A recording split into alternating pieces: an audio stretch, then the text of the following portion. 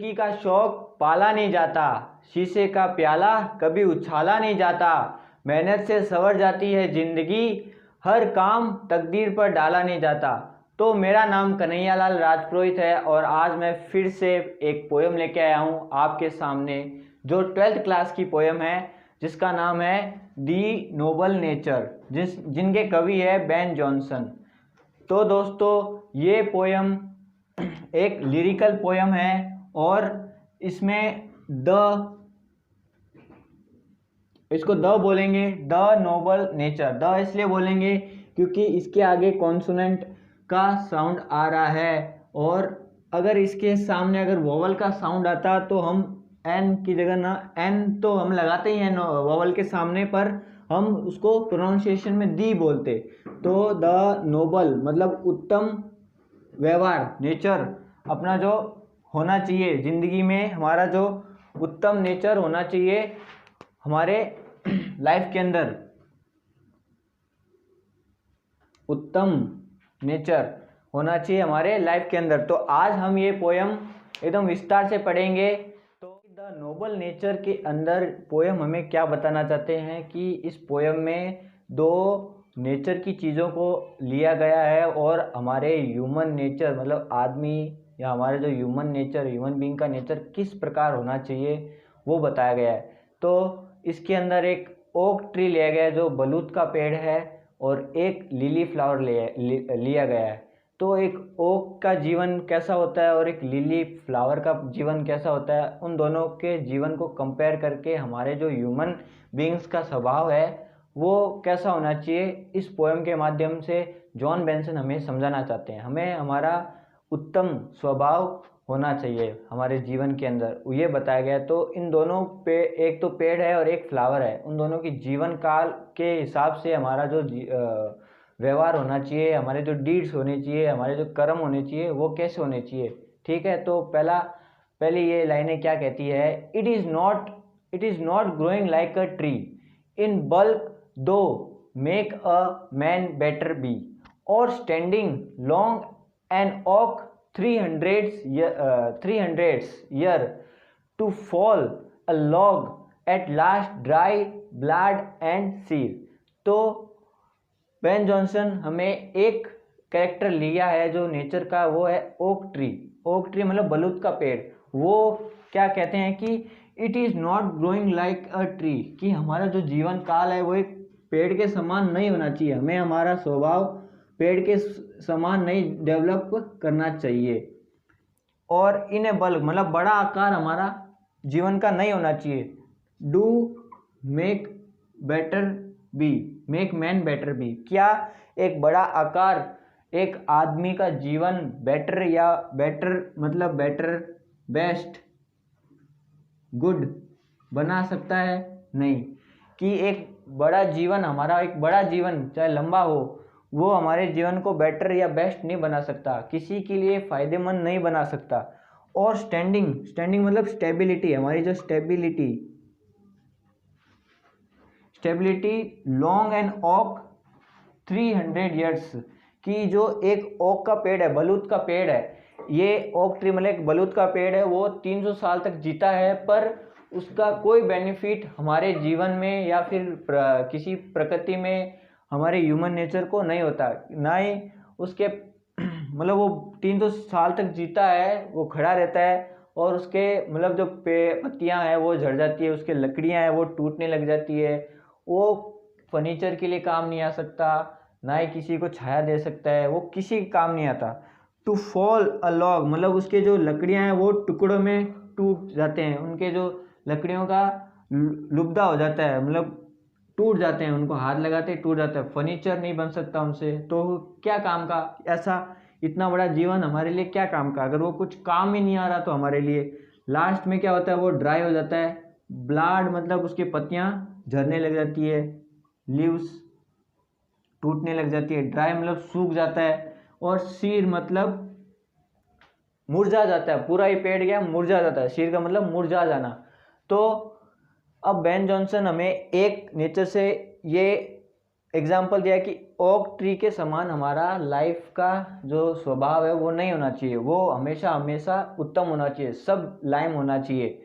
तो क्या आप एक ओक के ट्री के समान जीना चाहते हो कि किसी के फ़ायदा भी ना हो हमारे जीवन से? हमारे जीवन से किसी को तो फ़ायदा होना चाहिए, तो ऐसा जीवन हमें नहीं जीना है। और दूसरी तरफ एक लिली फ्लावर का भी डिस्क्राइब किया गया हमें नेचर से, एक मैन को पर्सोनिफिकेशन किया है कि अब ओक के पेड़ के समान जीना चाहते हो या फिर एक लिली के हिसाब से। तो अब हम बढ़ते हैं लिली के बारे में डिस्क्राइब किया गया इस पोएम, लिली फ्लावर के बारे में डिस्क्राइब किया गया। दोस्तों लिली फ्लावर को हिंदी में कुमुदिनी फ्लावर कहते हैं, कुमुदिनी फूल कहते हैं। तो उनकी जो नेक्स्ट लाइन है ये है कि a lily of a day is fairer far in a May although it fall and die that night, it was the plant and flower of light। तो ये 4 लाइनें हमें बेन जॉनसन समझाना चाहते हैं कि कितनी उत्तम जीवन जीती है ये लिली फ्लावर एक दिन के अंदर, कि जीवन काल तो खाली एक दिन का ही होता है, ए डे, एक दिन ही जीती है, 1 डे, और उसका जीवन बहुत ही महत्वपूर्ण होता है। कि a lily of a day, कि एक दिन जीने वाला लिली फ्लावर, कुमुदिनी flower, is fairer far in May, मतलब समर के समय में, मतलब समर का सीजन, समर सीजन के अंदर फेरर मतलब अच्छा जीवन जीती है। उस में समर सीजन के दौरान एक बहुत ही अच्छा जीवन लिली फ्लावर एक दिन में जीती है। ऑल दो इट फॉल मतलब मर जाती है, एंड डाई गिर जाती है, डाई मतलब मर जाती है उस रात को। अब जिस दिन वो उगती है और उगते उसकी जो फ्लावर है वो उगता है, और अगली उसी दिन की रात को वो मुरझा जाती है और मर जाती है। It was the plant and flower of light, मतलब प्रकाश का एक फूल, प्रकाश का फूल, जो क्या एक प्लेजर, लव, प्लेजर का अनुभव कराती है, जॉय का अनुभव कराती है, और लव का अनुभव कराती है, किसी को खुशी देती है। तो लिली फ्लावर जीती तो एक दिन है, पर फ्रेगनेंस खुशबू देती है, फ्रेगनेंस मतलब खुशबू देती है, कि लिली फ्लावर का दिन तो खाली एक दिन का ही जीवन काल होता है, और वो एक दिन में ही अच्छा जीवन जी लेती है, और वो क्या है उसी दिन रात को वो फ्लावर मुरझा के वो मर जाता है। पर उसका जो प्लांट है वही प्लांट है जो एक दिन में जीकर किसको, वातावरण में प्लेजर, जॉय, लव और फ्रेगनेंस का एक संदेश देती है कि ऐसा जीवन हमें हमारे जीवन में जीना चाहिए जो किसी के लिए लाभदायक हो, ना कि एक ओक प्लांट की तरह जो 300 साल जीकर भी किसी के लिए बेनिफिशियल नहीं होता। तो आगे बेन जॉनसन हमें क्या समझाना। तो दोस्तों अगली 2 लाइनों में हमारे poet Ben Jonson the noble nature में हमें क्या समझाने की कोशिश करते हैं कि in small proportion we just beauty see and in short measure life में परफेक्ट बी।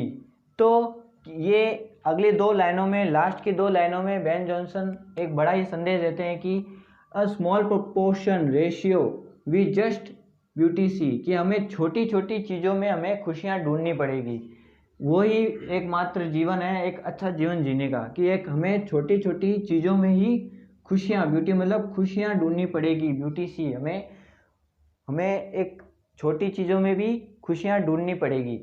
और बाद में कहते हैं कि and in short measure life में परफेक्ट भी, इन्हीं छोटी छोटी खुशियों से ही हमारा जीवन एक परफेक्ट, कंप्लीट और बेस्ट बन सकता है, पूर्ण बन सकता है, हमारा जीवन एक पूर्ण जीवन हो सकता है। कि छोटी छोटी खुशियों को हमें ढूंढना पड़ेगा, और उन्हीं छोटी छोटी खुशियों में हमें हमारी मेजर खुशियाँ बनानी है, नापनी है, हमारी खुशियाँ को ही नापनी है। तो इन छोटी छोटी चीज़ों से ही हमें हमारी खुशियाँ मिलेगी, ना कि बड़े जीवन या बड़ा आकार या बड़ा जितने भी, जैसे बड़ा हमारे पास जो भी हो, सब कुछ होने के बावजूद भी हम हमारी लाइफ में अच्छा जी नहीं सकते, क्योंकि वहाँ पर खुशियाँ नहीं है, ना ही कोई फ़ायदा है, ना ही कोई उत्तम जीवन हम जी रहे हैं। तो हमें हमारा जीवन चाहे कैसा हो, छोटा हो, शॉर्ट टाइम पीरियड का हो, पर हमें एक उत्तम जीवन, सबलाइन जीवन जीना ही पड़ेगा, अच्छा स्वभाव प्रतीत करना ही पड़ेगा। तो हम अगर देखें कि बेन जॉनसन ने हमें दो चीज़ें सिखा दी है कि एक तो है ओक प्लांट की जीवन, और एक है लिली प्लांट का जीवन, ओक ट्री का जीवन और एक लिली प्लांट का जीवन। तो ओक एक हमारी तरफ है ओक ट्री और एक तरफ है हमारे लिली प्लांट। इसके अंदर अब ओक ट्री है और लिली प्लांट है, इसके अंदर क्या है, ये क्या में हमें फ्रूट नहीं देता, नो शेल्टर, नो वुड, मतलब कोई फर्नीचर नहीं बना सकते, वुड तो है इसके पास, फर्नीचर नहीं बना सकते, या कह दो फर्नीचर। हमें ना ही फ्रूट देता है, ना ही शेल्टर देता है, ना ही फ्रूट देता है, और मीनिंगलेस है इसका जीवन हमारे लिए। क्या है? मीनिंगलेस। कोई मतलब का जीवन नहीं है, क्योंकि ना ही हमें ये फल दे रहा है, ना ही हमें शेल्टर दे रहा है, ना ही हमें, अगर इसकी लकड़ी हमारे फर्नीचर बनाने में काम आ रही है, इसका जीवन एकदम व्यर्थ है। अब लिली का है कि हमें ये क्या, प्लेजर, खुशियाँ, इसको देखते ही रोशनी, प्रकाश, लिली फ्लावर एक प्रकाश को प्रतीत करता है कि इसको देखते ही हमारा जीवन प्रकाशित हो उठता है, हम खुश हो जाते हैं। लव,